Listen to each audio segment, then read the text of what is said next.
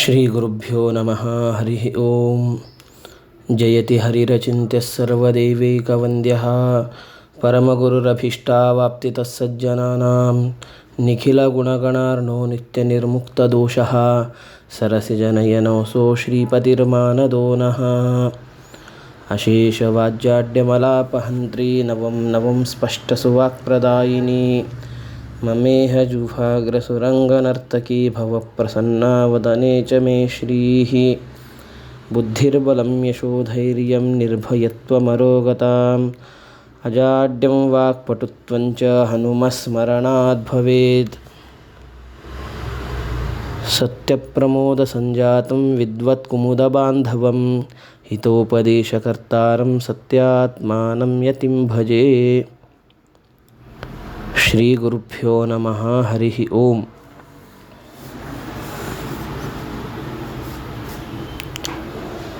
मार्गशीर्ष मास कृष्ण पक्ष द्वितीया ह्या दिवशीपासून धनुर्मासाला सुरुवात होत आहे. तारखेप्रमाणे पाहायचं झालं तर 17 डिसेंबर 2024 ह्या रोजी धनुर्मासाची सुरुवात होत आहे. धनुर्मास म्हणजे काय तर सूर्य धनु राशीमध्ये ज्या काळापर्यंत राहतो त्या काळाला किंवा त्या अवधीला, त्या समयाला धनुर्मास असे म्हणतात. जसं मकर संक्रमण झाल्यानंतर पुढचा 1 महिना सूर्य मकर राशीमध्ये राहतो, तसंच 16 तारखेला दुपारी धनुराशीमध्ये सूर्य संक्रमण करत आहे आणि 16 तारखेपासून पुढचा 1 महिना म्हणजे भोगी ह्या दिवसापर्यंत सूर्य धनु राशीमध्ये राहतो आणि ह्याच पर्वकालाला धनुर्मास असे म्हणतात. ह्या धनुर्मासाचे वैशिष्ट्य काय आहे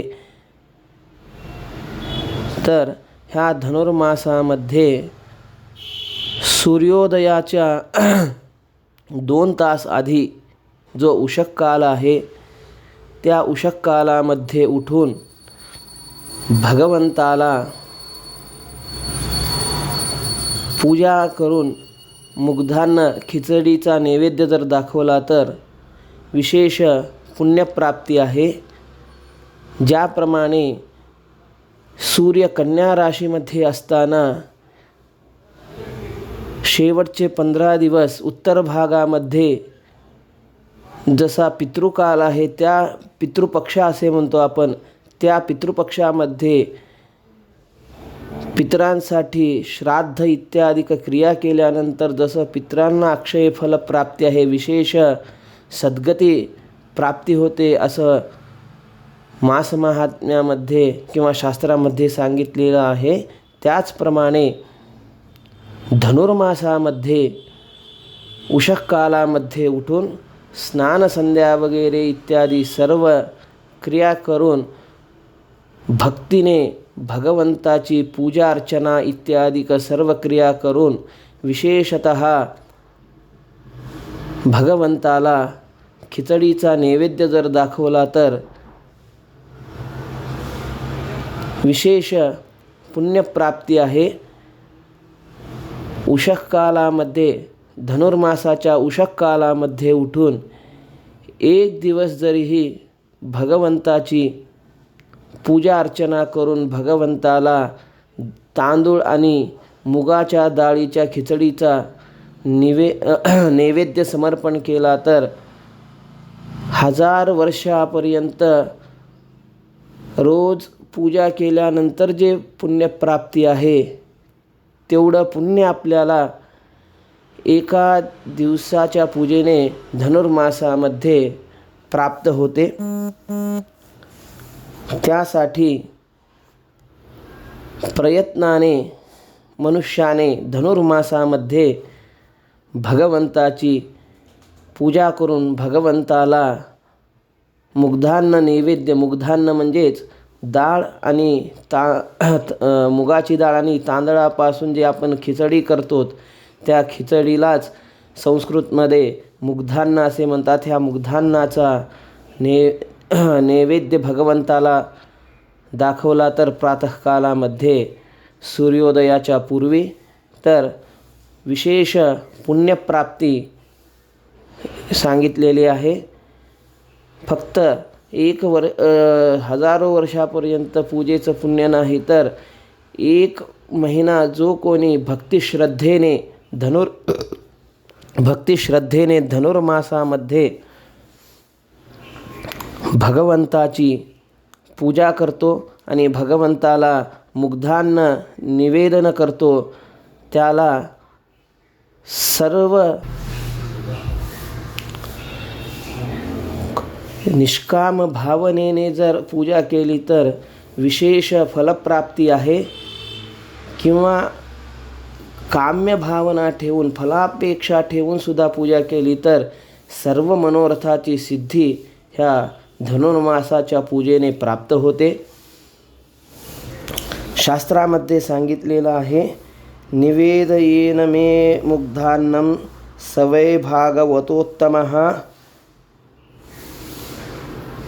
कोदंडस्थे सवितरी मुग्धान्नं मे निवेदयेत सहस्रवार्षिकी पूजा दिनेनेकेन सिद्ध्यति. कोदंडस्थे सवितरी म्हणजे कोदंड म्हणजे संस्कृतमध्ये धनुष्याला कोदंड असे नाव आहे. कोदंड म्हणजेच धनुष. त्या धनुर राशीमध्ये सूर्य असताना जो कोणी मला उषक कालामध्ये तांदळाचा आणि मुगाच्या डाळीचा नैवेद्य समर्पण करतो तो भगवत भक्तांमध्ये श्रेष्ठ आहे. आणि अशा भक्ताला सहस्र वर्षापर्यंत पूजा केलेल्या पूजेचं जे पुण्यप्राप्ती आहे ती पुण्यप्राप्ती एका दिवसाच्या धनुर्मासाच्या पूजेने प्राप्त होते असं भगवंतच पुराणामध्ये सांगतात. त्यासाठी मनुष्याने प्रयत्नपूर्वक धनुर्मासामध्ये प्रातःकालामध्ये उठून स्नान संध्यावंदन इत्यादी सर्व क्रिया करून शुचिर्भूत होऊन भगवंताची पूजा आणि भगवंताला मुग्धान्न नैवेद्य समर्पण केलं पाहिजे. सूर्योदयाच्या पूर्वीच जर पूजा नैवेद्य वगैरे केलं तर शास्त्रामध्ये त्याला उत्तम फल असे सांगितलेले आहे. उत्तम पूजा सूर्योदयाच्या नंतर नक्षत्र दिसत आहे तोपर्यंत जर नैवेद्य वगैरे केला तर मध्यम, आणि नक्षत्र अस्त झाल्यानंतर जर नैवेद्य दाखवला तर अधम फल, आणि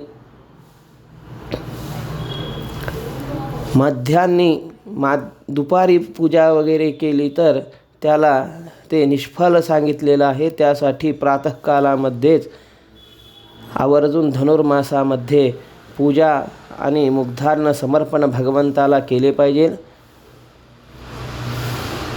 मुगाची डाळ जास्त आणि तांदूळ कमी प्रमाणामध्ये घेतले तर ते श्रेष्ठ आहे.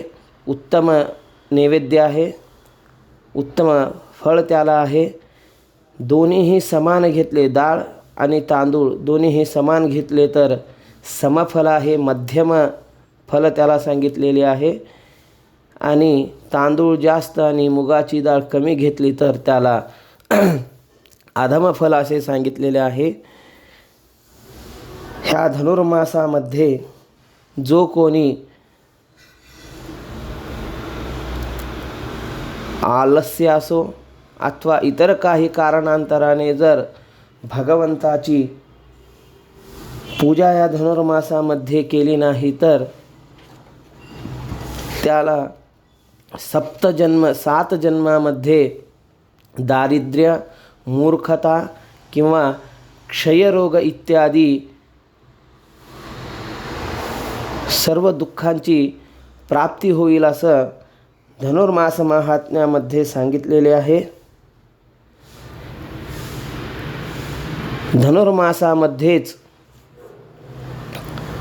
शचीदेवीने, इंद्रपत्नी असलेल्या शचीदेवीने 1 महिना संपूर्ण भक्तिश्रद्धेने भगवंताची अर्चना इत्यादी सर्व साधना करून भगवंताला मुग्धान्न समर्पण करून उषःकालामध्ये भगवंताची पूजा, नैवेद्य समर्पण इत्यादी संपूर्ण 1 महिना ह्या धनुर्मासामध्ये करून ते व्रत भगवंताला समर्पण करते.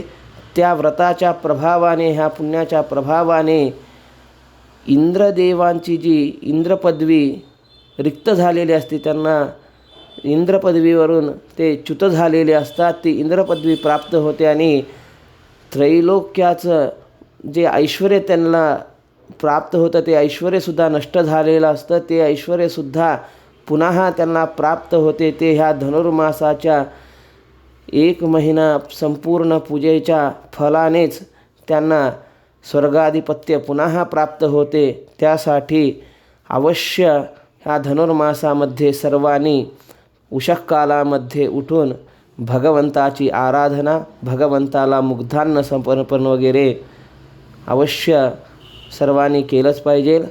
विशेष ह्या धनुर्मासामध्ये लक्ष्मी स्तोत्र भगवंताला पहिल्यांदा पूजा करून मुग्धान्न नैवेद्य दाखवून तदनंतर पूजा वगैरे सर्व झाल्यानंतर भद्रलक्ष्मी स्तोत्र किंवा लक्ष्मी द्वादश नाम स्तोत्र हे विशेष आहे. श्रीदेवी प्रथमं नाम, द्वितीयम् अमृतोद्भवा, तृतीयं कमला प्रोक्ता, चतुर्थं चंद्रलोचना, पंचमं विष्णुपत्नी च, षष्ठं श्रीवैष्णवी तथा, सप्तमं च वरारोहा, षष्ठमं हरिवल्लभा, नवमं शार्गणी प्रोक्ता, दशमं देवदेविका, एकादशं महालक्ष्मी, द्वादशं लोकसुंदरी, श्रीपद्मा कमला मुकुंदमहिषी लक्ष्मी त्रिलोकेश्वरी, मा क्षीराब्धिसुता विरंचिजननी, विद्या सरोजानना, सर्वाभीष्टफलप्रदेति सततं नामानि 12, प्रातः शुद्धतरा पठत्यभिमतान् सर्वान् लभन्ते गुणान्, श्रीलक्ष्मीरुदयं चेतन् नाम 12 युग्मकं, त्रिवारं पठते यस्तु सर्वेश्वर्यमवाप्नुयात्. हे जे भद्रलक्ष्मी स्तोत्र आहे हे सुद्धा धनुर्मासामध्ये पठन केलं तर विशेष पुण्यप्राप्ती आहे. सर्वाभीष्ट सिद्धी ह्या स्तोत्र पठनाने मनुष्याला प्राप्त होते असे धनुर्मास महात्म्यामध्ये सांगितलेलं आहे. तरीही उद्यापासून धनुर्मास सुरुवात होत आहे, तरी सर्वांनी धनुर्मास पूजा आचरण करून विशेष भगवंताच्या अनुग्रहाला पात्र होऊयात. श्रीकृष्णार्पणमस्तु.